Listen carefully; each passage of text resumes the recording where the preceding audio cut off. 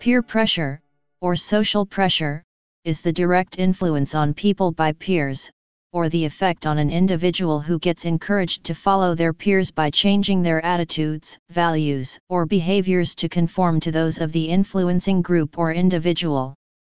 This type of pressure differs from general social pressure because it causes an individual to change in response to a feeling of being pressured or influenced from a peer or peer group. Social groups affected include both membership groups, in which individuals are formally members, such as political parties and trade unions, and cliques, in which membership is not clearly defined. However, a person does not need to be a member or be seeking membership of a group to be affected by peer pressure.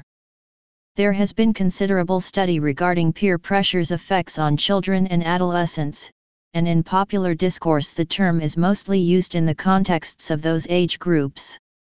For children, the common themes for study regard their abilities for independent decision-making. For adolescents, peer pressure's relationship with sexual intercourse and substance abuse have been significantly researched. Peer pressure can affect individuals of all ethnicities, genders, and ages, however. Peer pressure has moved from strictly face-to-face interaction to digital interaction as well. Social media offers opportunities for adolescents and adults alike to instill and/or experience pressure every day. Research suggests that not just individuals but also organizations, such as large corporations, are susceptible to peer pressures, such as pressures from other firms in their industry or headquarters city. Children and adolescents. Children. Imitation plays a large role in children's lives. In order to pick up skills and techniques that they use in their own life, children are always searching for behaviors and attitudes around them that they can co-opt. Children are aware of their position in the social hierarchy from a young age. Their instinct is to defer to adults' judgments and majority opinions. Similar to the Asch conformity experiments, a study done on groups of preschool children showed that they were influenced by groups of their peers to change their opinion to a demonstrably wrong one.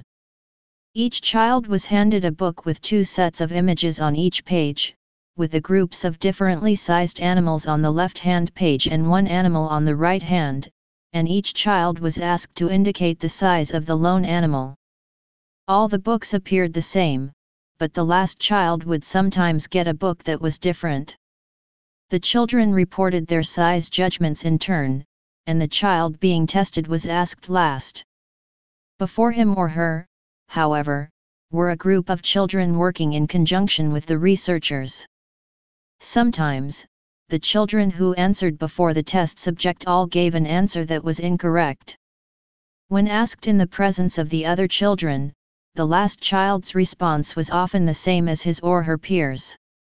However, when allowed to privately share their responses with a researcher, the children proved much more resistant to their peers' pressure, illustrating the importance of the physical presence of their peers in shaping their opinions. An insight is that children can monitor and intervene in their peers' behavior through pressure. A study conducted in a remedial kindergarten class in the Edna A. Hill Child Development Laboratory in the University of Kansas designed a program to measure how children could ease disruptive behavior in their peers through a 2-part system. After describing a series of tasks to their classroom that included bathroom usage, cleaning up, and general classroom behavior, teachers and researchers would observe children's performance on the tasks. The study focused on 3 children who were clearly identified as being more disruptive than their peers, and looked at their responses to potential techniques. The system utilized was a 2-part one. First, each student would be given points by their teachers for correctly completing tasks with little disruption, e.g. sitting down on a mat for reading time, and if a student reached 3 points by the end of the day they would receive a prize. The second part brought in peer interaction, where students who reached 3 points were appointed peer monitors whose role was to lead their small groups and assign points at the end of the day. The results were clear-cut, showing that the monitored students' disruption dropped when teachers started the points system and monitored them, but when peer monitors were introduced, the target students' disruption dropped to average rates of 1% for student C1, 8% for student C2, and 11% for student C3, down from 36%, 62%, and 59%, respectively. Even small children, then, are susceptible to pressure from their peers, and that pressure can be used to effect positive change in academic and social environments. Adolescence. Adolescence is the time when a person is most susceptible to peer pressure because peers become an important influence on behavior during adolescence, and peer pressure has been called a hallmark of adolescent experience. Children entering this period in life become aware for the first time of the other people around them and realize the importance of perception in their interactions. Peer conformity in young people is most pronounced with respect to style, taste, appearance, ideology, and values. Peer pressure is commonly associated with episodes of adolescent risk-taking because these activities commonly occur in the company of peers.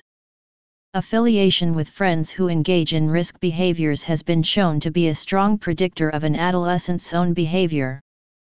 Peer pressure can also have positive effects when youth are pressured by their peers toward positive behavior, such as volunteering for charity or excelling in academics.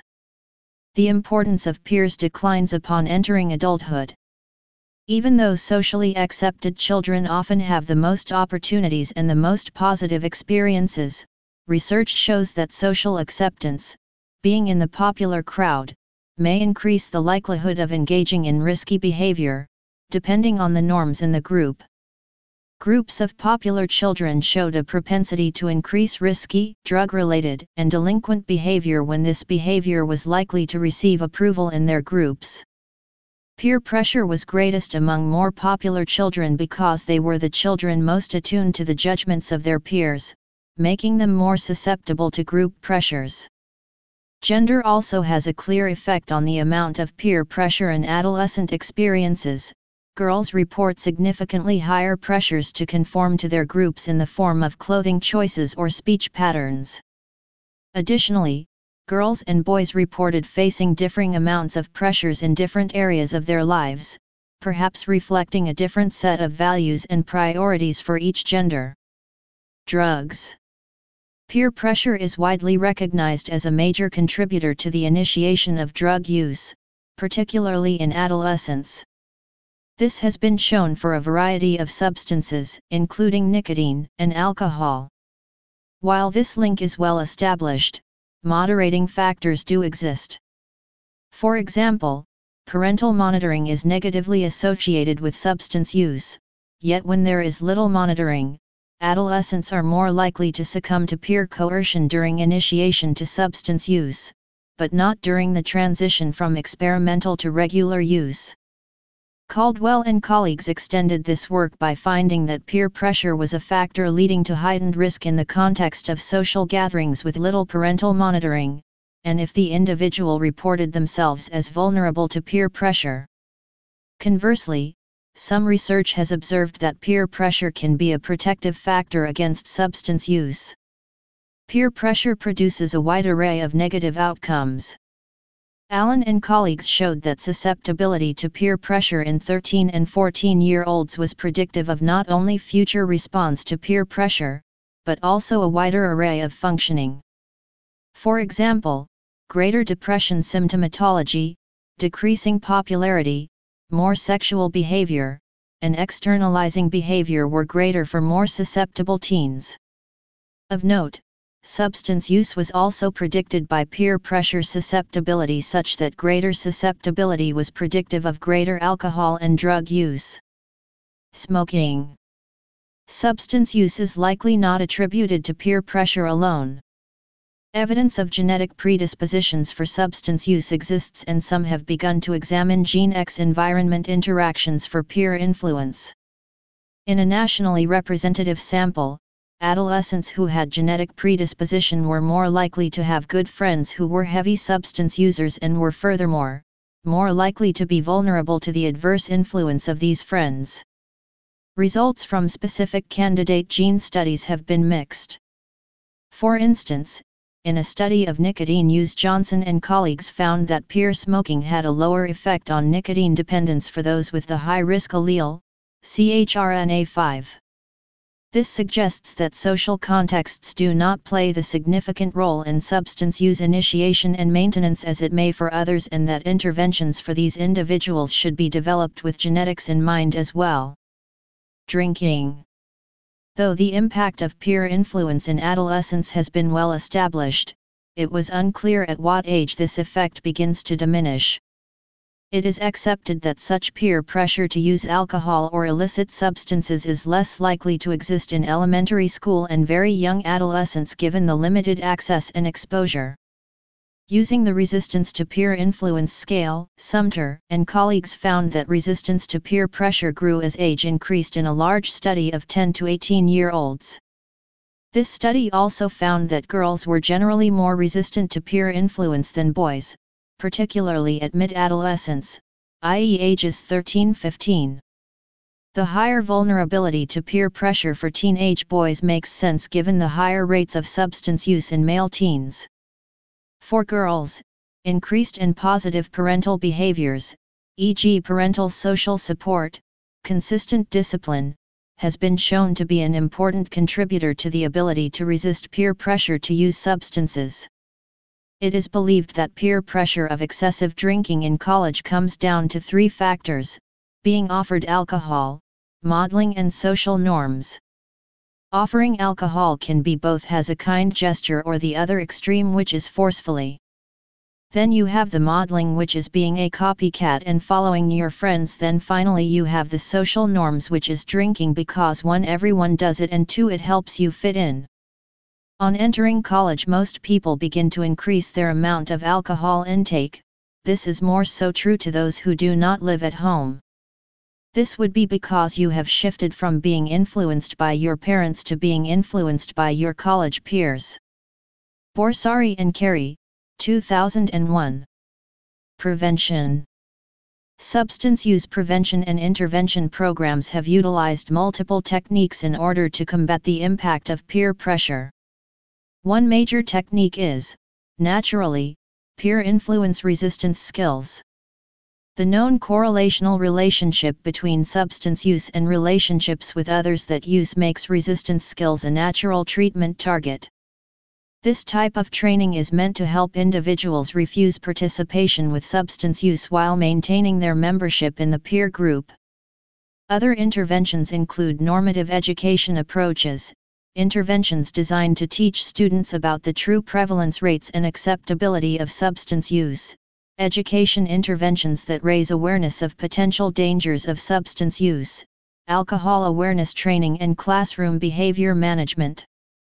The literature regarding the efficacy of these approaches, however, is mixed. A study in Los Angeles and Orange counties that established conservative norms and attempted to correct children's beliefs about substance abuse among their peers showed a statistically significant decrease in alcohol, tobacco, and marijuana use, but other studies that systematically reviewed school-based attempts to prevent alcohol misuse in children found no easily discernible pattern in both successful and failed programs. A systematic review of intervention programs in schools conducted by ONRUST ETAL found that programs in elementary school were successful in slightly reducing a student's likelihood to abuse drugs or alcohol. However, this effect started to wear off with programs that targeted older students. Programs that targeted students in grades 8 to 9 reduced smoking, but not alcohol and other drug abuse, and programs that targeted older children reported no effect at all.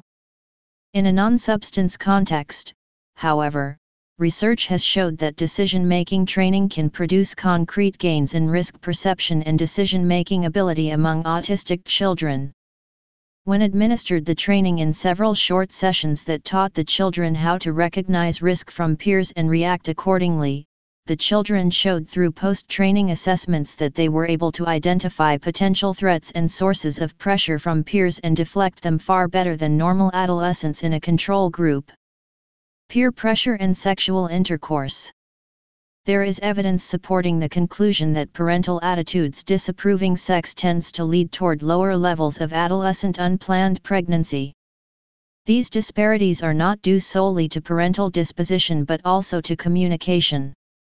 A study completed in Cape Town, South Africa, looked at students at 4 secondary schools in the region.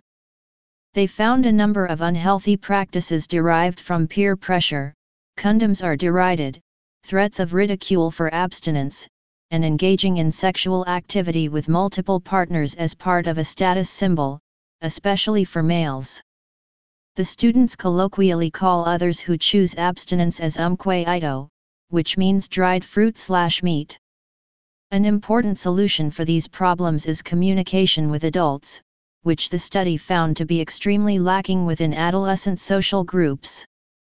Literature reviews in this field have attempted to analyze the norms present in the interactions and decision-making behind these behaviors.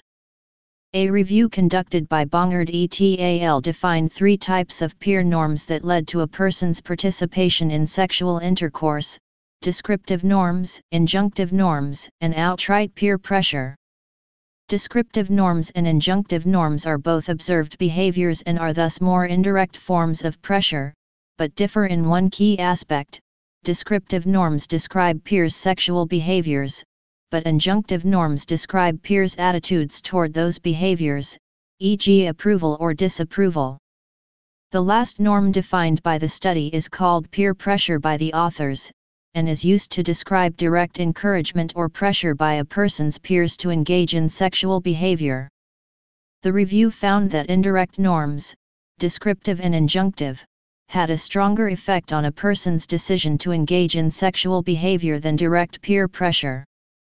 Between the 2 indirect norms, descriptive norms had a stronger effect.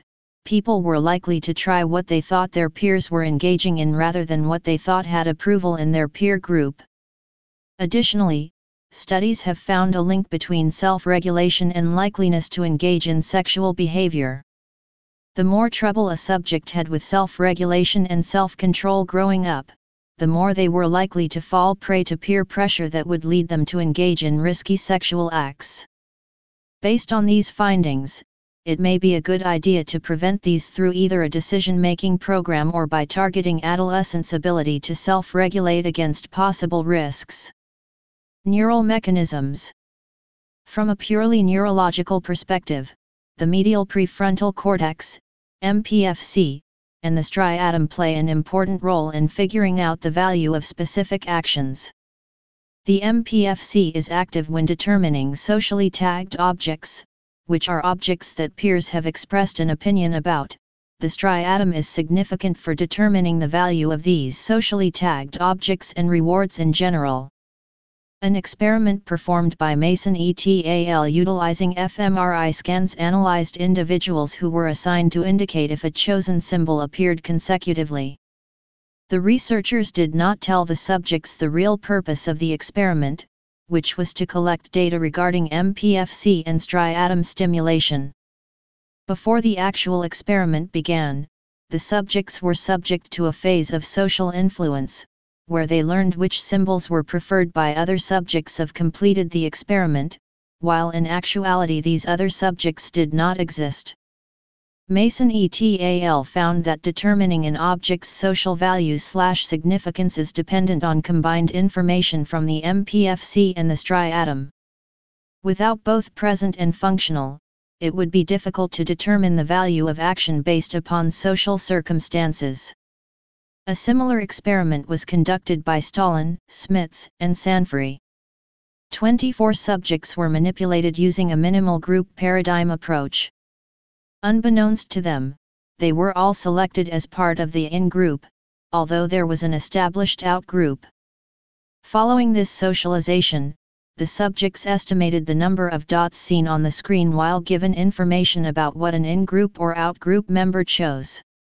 Participants were more likely to conform to in-group decisions as compared to out-group ones. The experiment confirmed the importance of the striatum in social influence, suggesting that conformity with the in-group is mediated with a fundamental value signal rewards.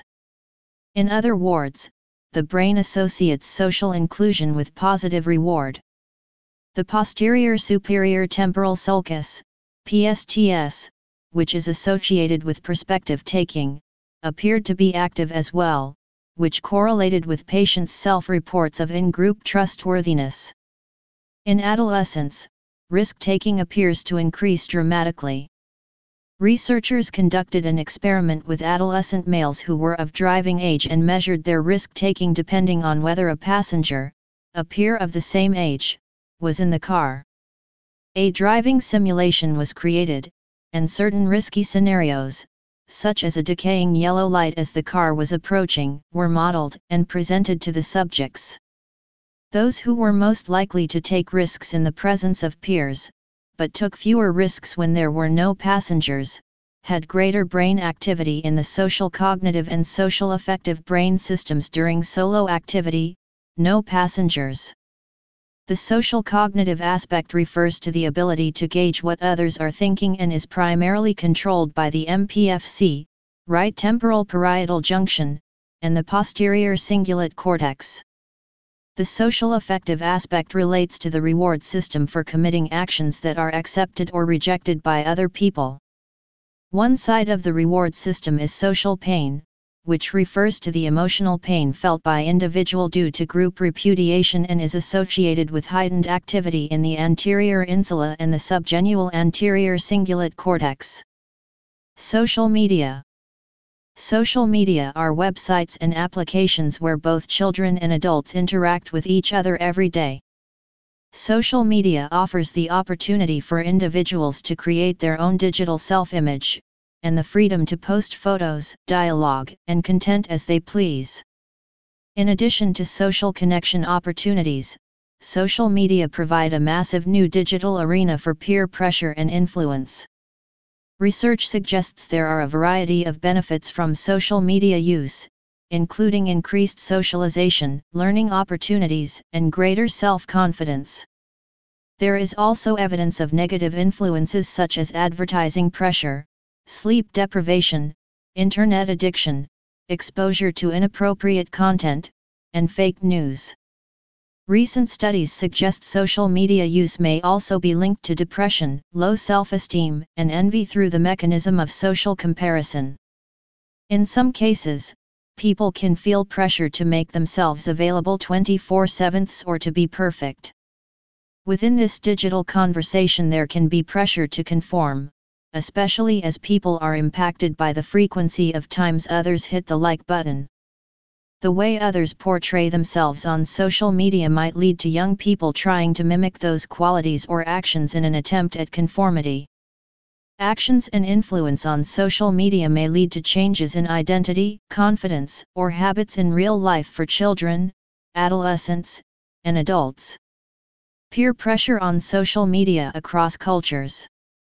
There are now over 3 billion social media users, which is nearly half the world's population.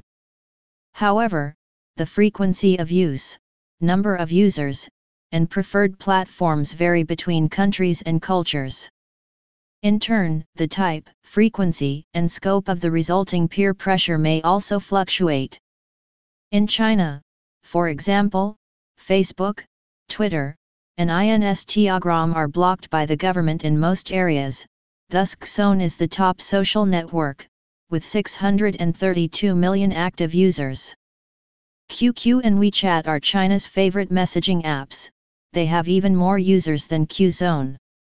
It can be deduced that the peer pressure exerted digitally in China will mostly occur on these platforms and may differ in other ways from peer pressure in the United States. Some research suggests social media usage has a greater influence on purchasing decisions for consumers in China than in other countries in the world.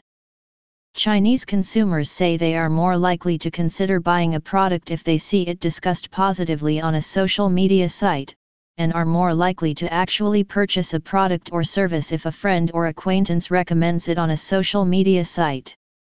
In addition, research shows social media users in China spend an average of 46 minutes a day visiting social media sites, compared with 7 minutes in Japan, and 37 minutes in the United States. Some countries have a very low usage rate of social media platforms, or have cultures that do not value it as highly. As a result, the power and impact of digital peer pressure may vary throughout the world. In history, Holocaust. The Holocaust is probably the most well-known of genocides. In the 1940s, Nazi Germany, led by Adolf Hitler, began a systematic purge against the Jewish people living in Europe, killing around 6 million Jews by the end of World War II. It is clear that some Germans are culpable for the Holocaust. SS officers and soldiers clearly bought into the Jewish genocide and participated as executioners, jailers, and hunters, for hiding Jews. However, a broader statement is harder to make as seen below: not all Germans wanted to kill the Jews. When bringing the concept of peer pressure into the Holocaust, German culpability is even harder to decide. The primary issue revolves around collective responsibility and beliefs. As such, there are two positions, most notably held by Christopher Browning and David Goldhagen. Browning's Ordinary Men. Christopher Browning, most known for his book Ordinary Men, Reserve Police Battalion 101, relies on an analysis of the men in Reserve Police Battalion 101. The men of the 101st were not ardent Nazis but ordinary middle-aged men of working-class background from Hamburg. They were drafted but found ineligible for regular military duty. Their test as an order police battalion first came in the form of Józef, a Jewish ghetto in Poland. The battalion was ordered to round up the men in the ghetto and kill all women, children, and elderly on sight. During the executions, a few dozen men were granted release of their execution tasks and were reassigned to guard or truck duty. Others tried to stall as long as possible, trying not to be assigned to a firing squad. After the executions were completed, the men drank heavily, shaken by their ordeal.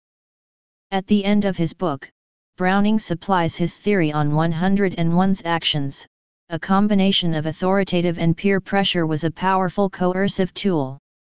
First, the Nazi leadership wanted to keep the country's soldiers psychologically healthy, so soldiers were not forced to commit these murders. Throughout the German ranks, nothing negative happened to the soldiers and policemen who refused to join in on a firing squad or Jewish search party. They would simply be assigned other or additional duties, and perhaps subject to a little verbal abuse deriding their cowardice. For the officers, no official sanction was given, but it was well known that being unable to carry out executions was the sign of a weak leader, and the officer would be passed for promotions. Second, Major Trapp, the head of Battalion 101, consistently offered protection from committing these actions, even so far as supporting one man who was blatantly and vocally against these practices. He established ground rules in which only volunteers were taking on Jewish hunts and raids. Browning relies on Milgram's experiments on authority to expand his point. Admitting that Trapp was not a particularly strong authority figure, Browning instead points to the Nazi leadership and the orders of the highest order that were handed down.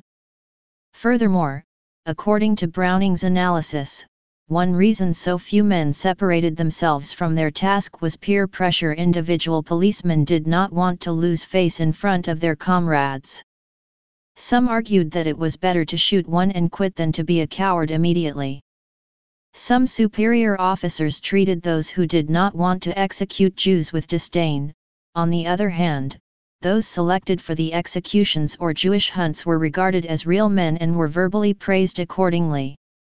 For some, refusing their tasks meant that their compatriots would need to carry the burden and the guilt of abandoning their comrades, as well as fear of ostracization, compelled them to kill.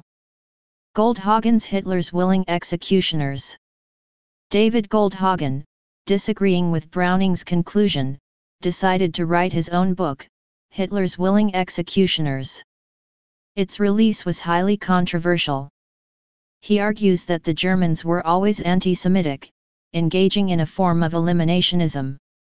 Taking photos of the deceased, going on Jew hunts, death marches near the end of the war, and a general focus on hate, rather than ignorance, are points Goldhagen utilizes in his book.